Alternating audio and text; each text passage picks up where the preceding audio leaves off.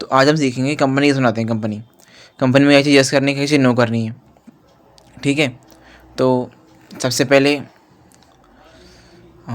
Enter करते हैं continue educational mode पे, फिर ऊपर के कंपनी दबाएंगे, के कंपनी पे, फिर क्रिएट पे एंटर करेंगे और नाम वो रखना जो क्वेश्चन में गिवन हो। ठीक है, अपने मन से मत अपना मनपसंद नाम, क्वेश्चन में जो गिवन हो वही नाम रखना।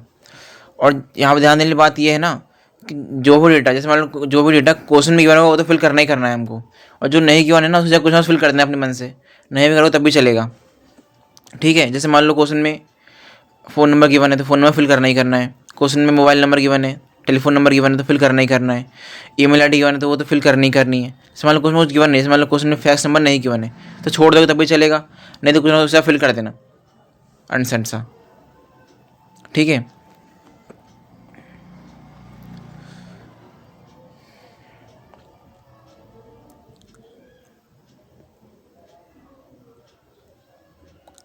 और जैसे मान लो कभी कभी होता है ना कि एड्रेस नहीं गिवन होता है, एड्रेस कभी कभी होता है कि एड्रेस नहीं गिवन होता कंपनी का, एड्रेस तो फिल करना ही करना है हमको, कंपनी का गिवन नहीं हो तभी फिल करना ही करना है।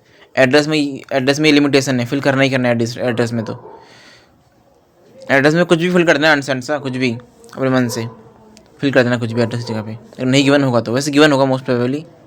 अब देखो यहाँ पे ना एंटर करती है, फिर हम यहाँ पे आ गए, यस नो पे आ गए।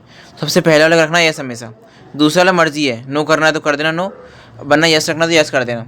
ठीक है, नो ही कर देना ना, क्या दिक्कत है, नो ही कर देना दूसरे वाले को। और यहाँ पे तो नीचे लिखा है use discount column, use discount column को ना यस रखना हमेशा, ये पहले से नो होता है हमेशा, इसको यस कर देना यूज़ डिस्काउंट कॉलम, वरना डिस्काउंट नहीं आएगा फिर वहाँ पे। ठीक है, यस कर दिया इसको और फिर एंटर करेंगे। एंटर यार, यस कर।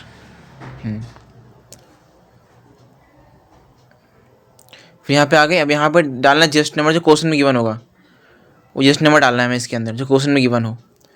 जस्ट नंबर डालने के बाद यहाँ इसको नो कर देना, इनेबल बिल वाइज एंट्री को, बिल एंट्री को नो कर देना और फिर एंटर एंटर एंटर। और फिर यहाँ पे अब हम सीखें डेट चेंज करना बहुत ज़रूरी है। उसके लिए हम दबाएंगे यहाँ पर FN+Alt+F12, क्योंकि मेरे पास लैपटॉप है, लेकिन वहाँ पे सिस्टम होगा, सिस्टम में FN मत दबाना, FN दबाने की जरूरत नहीं पड़ती नॉर्मली, नहीं होगा तो FN दबा के ट्राई कर लेना एक बार। तो यहाँ पे मैंने दबाया FN+Alt+F2, 12 बोल देगा ना गलती से, पहले F2 दबाना है, FN+Alt+F2। फिर डेट सही कर लेना, 1 अप्रैल 2024 से लेके 31/3/2025 तक।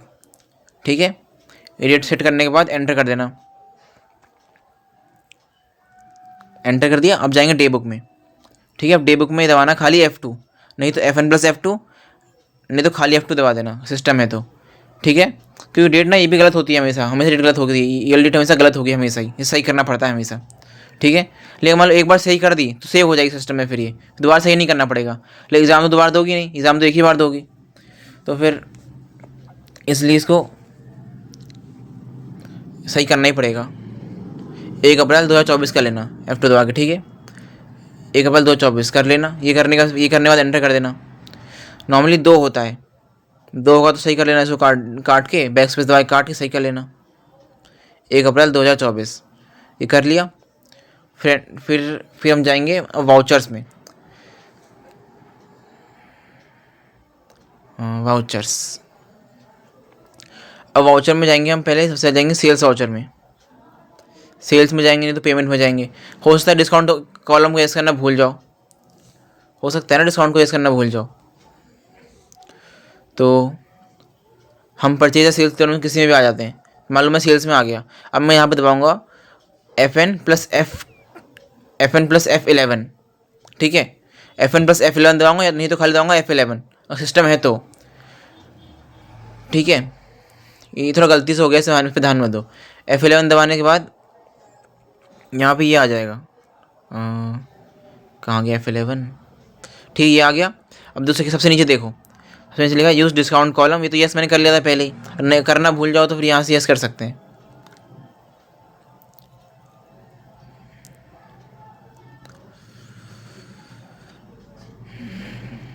ठीक है, अब हम जाएंगे पेमेंट वाउचर पे, पेमेंट वाउचर।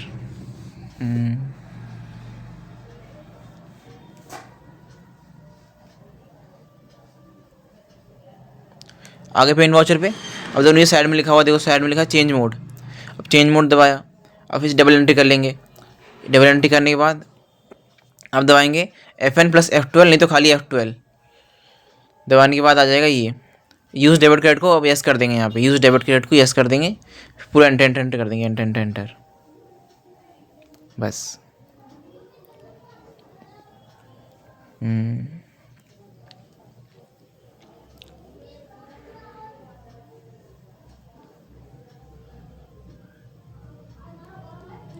तो बस फिर आज के लिए इतना ही था। फिर अब कल सीखेंगे हम ओपनिंग बैलेंस शीट बनाना। ठीक है।